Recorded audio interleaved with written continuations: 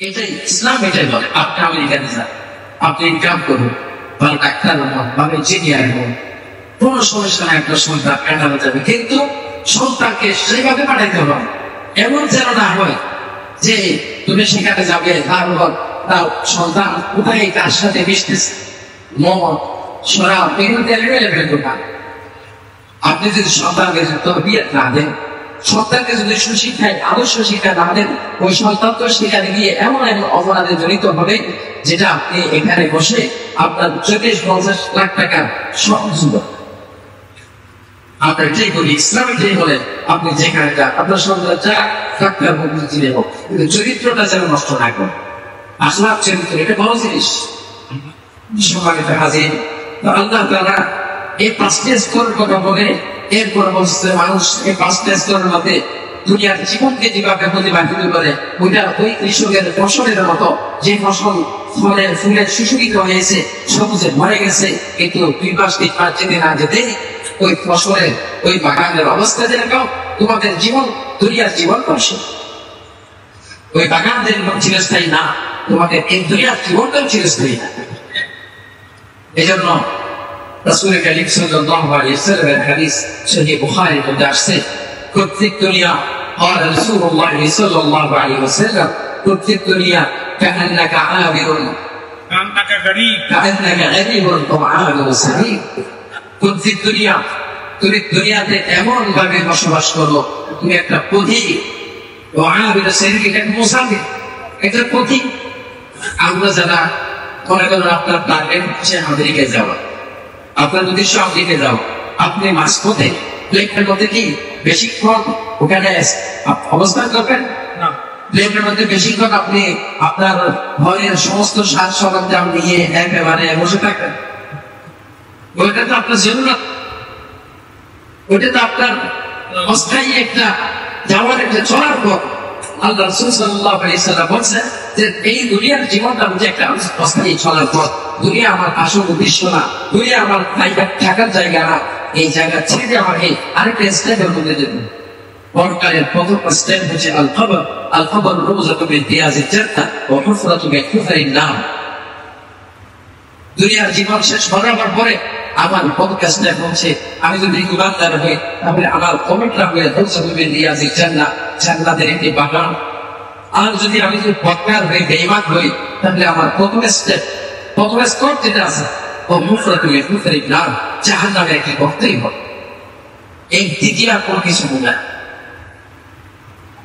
এই জন্য ভাইরা, দুনিয়ার জীবনটাকে আসল জীবন মনে না করি। যারা নামাজ আসতেছিলেন, যারা নামাজের ধারে কাছে ফজর নামাজ নাই, জোহর নামাজ, শুক্রবার সাপ্তাহিক মুসল্লি, তাদের জন্য এই কথাগুলো খুব জরুরি। পুরুষ মহিলা সবার জন্য এই কথাগুলো, যে দুনিয়া আসল জায়গা না। প্রতিদিন আমরা কত লাশ, কত মানুষ দেখতেছি, কত মানুষের ঘাটে আমার কাঁধে বহন করেছি, কত মানুষের জানাজা আমি পড়তেছি, তবু কি আমার শিক্ষা হচ্ছে না যে আরেকদিন কালকে আমার জানাজা, কালকে আমার কাফন, আমার কাফনের কাপড় তো বাজারে এসে গেছে, আমার কাফনের কাপড় দোকানে এসে গেছে, সাদা কাফন।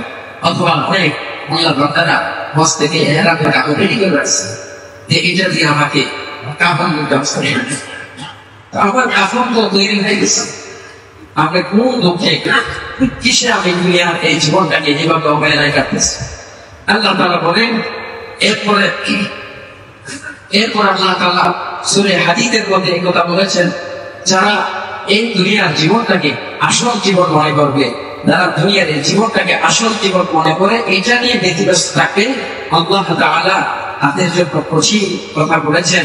ওয়াফিল আখিরাতি আযাবুন শাদীদ, ওয়াফিল আখিরাতি আযাবুন শাদীদ। এই দুনিয়ার মানুষ যারা এই 5টি স্তরে এভাবে জীবনকে অতিবাহিত করেছ, শৈশব, কৈশোর এবং শ্বাসসজ্জার রূপচর্চা করেছ, এরপরে সম্পদ দিয়ে লড়াই করেছ, এরপরে সম্পদের অর্জনের জন্য, সন্তানদের ভবিষ্যতের জন্য হারাম হালালের বাছবিচার না করে এভাবে প্রতিযোগিতা দিয়েছ, এই সমস্ত মানুষেরা তোমরা জেনে রাখো, তোমার সর্বশেষ ঠিকানা, তোমার সর্বশেষ গন্তব্য হলো আযাবুন শাদীদ, ওয়াফিল আখিরাতি আযাবুন শাদীদ। তোমার জন্য আখিরাতের মধ্যে কঠিন আযাব তোমাদের অপেক্ষা করতেছে, কঠিন আযাব তোমাদের অপেক্ষা করতেছে। পরকাল বলতে মিনাল কবর ইলা নার, কবর, হাসর, পুলসিরাত, জাহান্নাম সবগুলোই পরকাল। একটা থেকে একটা গভীর মসজিদ। এজন্য দুনিয়ার জীবনটাকে আসল জীবন মনে রাখবে। আমার রাজনীতি, আমার দলীয় বিভিন্ন ফাংশনে আমি যেন আতঙ্কে ভুলে না যাই। আমি যেন আমার থাকে দল থাকবে, রাজনীতি থাকবে, সবকিছু থাকবে, আমি বলবো না, আমাকে চলে যেতে হবে। পার্টি নিয়ে লড়াই করা, দলীয় বিষয়গুলো নিয়ে গর্ব করা, পারস্পরিক এগুলো নিয়ে যুদ্ধ বিগ্রহ, আলোচনা সমালোচনা, একজন আত্মবৃদ্ধি কমেন্ট করা, একজন নিয়ে আত্মসমালোচনা, পর্যালোচনা, এগুলোর ভিতরে আমাদের জীবন এমন ভাবে অতিবাহিত হচ্ছে, আমরা আরেকজনকে সংশোধন করার জন্য এমন ভাবে নেমে যায়, কিন্তু নিজের কথা ভুলে যায়, নিজের কথা ভুলে যায়, নিজের সংশোধনের কথা, আরেকজনের কষ্টের অবস্থা, কিন্তু নিজের ভবনের যে দুর্গন্ধ, এটা নিয়ে আমরা কোনো ভাবি না। করুন ভাই, দেখুন আল্লাহ বলে যদি তোমাদের জীবনটা এইভাবে কেটে যায়, এইভাবে কেটে যায়, তাহলে তোমাদের জন্য রয়েছে আদাব শরীর। আর যদি তোমরা এই 5 স্তরের মধ্যে কিছুক্ষণকার পরিচয় দাও, এই স্তরগুলোতে তোমরা শৈশব কৈশোরীটা পাও, এর পরবর্তী স্তরের মধ্যে যদি তোমরা জীবনটাকে যদি হেলাই খেলাই নষ্ট না করো এবং ভয় নিয়ে সম্পদ নিয়ে ভয় না করো এবং বৈচিত্র্য নিয়ে প্রতিযোগিতা না দাও, তাহলে তোমাদের জন্য রয়েছে মাগফিরাতুম মিনাল্লাহ ওয়া রিদওয়ান। আল্লাহর পক্ষ থেকে তোমার জন্য রয়েছে ক্ষমা, ওয়া রিদওয়ান, আল্লাহর পক্ষ থেকে তোমার জন্য রয়েছে সন্তুষ্টি। আল্লাহ তোমার উপর রাজি হবে। আল্লাহ তোমাকে যখন রাজি হয়ে যাবে, তোমাকে সুন্দর লেবাসে, সুন্দর কাপড়ে, সুন্দর মানুষ সুসজ্জিত করে তোমাকে আল্লাহ রাব্বুল আলামিনের ফেরেশতারা তোমাকে ওয়েলকাম জানাবে। ওয়া রিদওয়ান, আল্লাহর সন্তুষ্টি। যার উপর আল্লাহ একটা রাজি হয়ে যাবেন, তাকে আল্লাহ রাব্বুল আলামিন জাহান্নাম, কবরের আযাব, জাহান্নামের আযাব, হাসরের আযাব, পুলসিরাতের আযাব, কোনখানে আল্লাহ তাআলা তাকে ঠেকায় রাখবেন। সব জায়গাতে আল্লাহ তাআলা তাকে আল্লাহর সন্তুষ্টি, আল্লাহর গেস্ট হাউস, আল্লাহর বিশেষ মেহমান, আল্লাহর বিশেষ মেহমান হিসেবে তাকে প্রতিটা স্তরের মধ্যে আল্লাহ তাআলা তাকে আগায় নেবেন। এরপর আল্লাহ তাআলা বলেন ওয়াল হায়াতুদ দুনিয়া ইল্লা মাতাউল গুরুর। ওয়াল হায়াতুদ দুনিয়া, দুনিয়ার জীবনটা হচ্ছে ধোঁকার সামগ্রী। দুনিয়া ধোঁকার, বাজার যার ধোঁকা, মার্কেটে যার ধোঁকা, টাকা পয়সা লেনদেন ধোঁকা, একজন আলোচনা কিভাবে ধোঁকা করতে ধোঁকা দিবে, এটাই দুনিয়ার জীবন। কারো বিশ্বাস করা যাচ্ছে না। আপনি কাউকে কিছু টাকা রাখছেন, এখন সে কি করলো ওই টাকা এমন ভাবে আপনাকে ছিলেন না, এবার আপনি কিছু টাকা দিয়ে একটু উপকার করতেছেন, কিন্তু এই উপকার আপনাকে সর্বশেষ একটা কি লাভ ঘুষে একটা লাঠি দিয়ে উপহার দিয়ে আপনাকে এবার চলে গেছে। দুনিয়ার জীবনটা হচ্ছে ধোঁকা, এখানে ধোঁকাবাজি ছাড়া কিছুই নেই।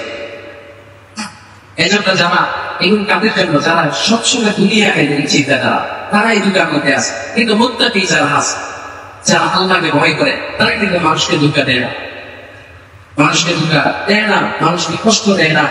যে আমার দ্বারা মুসলিম প্রকৃত মুসলমান তো সেই যার হাত এবং মুখ দ্বারা আরেকজন মুসলমান আরেকজন মানুষ নিরাপদ থাকে, সে মুত্তাকি, সে মুসলিম, সে প্রকৃত মুসলিম। এছাড়া যাদের সাথে এই ধর্ম ইসলাম কোন কিছুই সম্পর্ক নাই, সারা সব সময় মানুষকে ধোঁকা দেয়। ঈসা আলাইহিস সালাম সবসময় যাযাবরের মতো চলতেন। বাড়িঘর, নিজস্ব কোনো বাড়িঘর ছিল না ঈসা আলাইহিস সালাম। কেন জিজ্ঞাসা করল, হে আল্লাহর নবী, আপনি যেভাবে আজকে এখানে গানে যাযাবরের মতো চলতে থাকেন পূর্ব থেকে দাওয়াত দেওয়ার জন্য নিজের শক্তি বাড়িঘর করতে পারেন না? তখন ঈসা আলাইহিস সালাম বললেন, হে আমার উম্মত, দুনিয়াতে বাড়িঘর করা মানে পানির উপর বাড়ি করা। পানি বাসমান পানির কি বাড়ি করতে পারে? বাসমান এই দুনিয়া, এগুলো নিতে পারি, ওর লাভটা কি? আমার আখেরাত, আমার বাড়ি তো আখেরাত। ইমানদারের জন্য যে তার আখেরাত, এটা হচ্ছে তাদের জন্য বেস্ট হাউস, আসল ঘর, আসল ঠিকানা। দুনিয়া হয় আসল ঠিকানা জান্নাত, আসল ঠিকানা পরকাল। রাসূল কারীম সাল্লাল্লাহু আলাইহি ওয়াসাল্লাম একদিন মরা ছাগল পড়ে আছে, ঘরে বসে আছে, পরীক্ষা ফেলছে। সাহাবায়ে কেরামকে দুনিয়ার বাস্তবতা দেখা গেছে এই ছাগল দিয়ে। এই আমরা সাহাবীরা দিকে আসি, আল্লাহ রাসূল সাল্লাল্লাহু আলাইহি ওয়াসাল্লাম ওই মোটা ছাগল, কান কাটা, এরকম রুগ্ন শরীর, এরকম ছাগলের কান বলে করে কান বলে তা কি উপস্থিত। এই আমরা সাহাবীরা, তোমরা এই ছাগলটাকে এক দেড় দিয়ে ক্রয় করে জমি দিয়ে আসো, মরা আর রুগ্ন কান কাটা। তো সাহাবীরা বলছে, ইয়া রাসূলুল্লাহ, আমরা এই মরা ছাগল দিয়ে আমাদের মধ্যে কে আছে এগুলো ক্রয় করবে, কি করবো আমরা? আল্লাহ রাসূল সাল্লাল্লাহু আলাইহি ওয়াসাল্লাম বলেন, আচ্ছা ঠিক আছে, টাকা ছাড়া এমনি কি দেখে নিয়ে। তো সাহাবীরা বলছে, ইয়া রাসূলুল্লাহ, কি দেও না, আমার কথা কেউ নাই। তো আল্লাহ রাসূল সাল্লাল্লাহু আলাইহি ওয়াসাল্লাম বলেন, এইটাই হচ্ছে দুনিয়া। আল্লাহ তাআলার কাছে এই দুনিয়া এই মরা ছাগলের চেয়ে বেশি নিকৃষ্ট।